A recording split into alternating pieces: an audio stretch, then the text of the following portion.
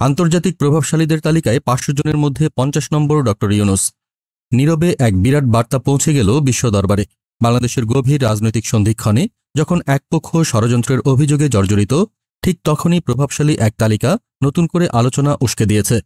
এই তালিকা কি তবে দেশের অভ্যন্তরে চলা কোনো অদৃশ্য খেলার বিরুদ্ধে আন্তর্জাতিক সমর্থন? জর্ডান ভিত্তিক দ্য মুসলিম 500 প্রকাশ করল 2026 সালের তালিকা। বিশ্বের 500 জন সবচেয়ে প্রভাবশালী মুসলিম ব্যক্তিত্বদের নাম সেখানে স্থান পেয়েছে। এই তালিকায় নাম থাকা মানেই বৈশ্বিক মঞ্চে এক বিশেষ স্বীকৃতি। কাতারের আমির, ইরানের সর্বোচ্চ নেতা বা তুরস্কের এরদোয়ানের মতো ব্যক্তিত্বদের ভিড়ে 50তম স্থানে রয়েছেন বাংলাদেশের এক পরিচিত মুখ। তিনি আর কেউ নন, অন্তর্বর্তীকালীন সরকারের প্রধান উপদেষ্টা এবং নোবেল বিজয়ী ডক্টর মোহাম্মদ ইউনূস।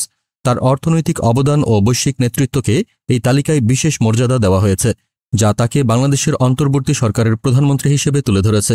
এই শক্তিশালী আন্তর্জাতিক সমর্থন কি তবে দেশের অভ্যন্তরে চলতে থাকা কোনো অদৃশ্য খেলা বা ষড়যন্ত্রের বিরুদ্ধে নীরব বার্তা?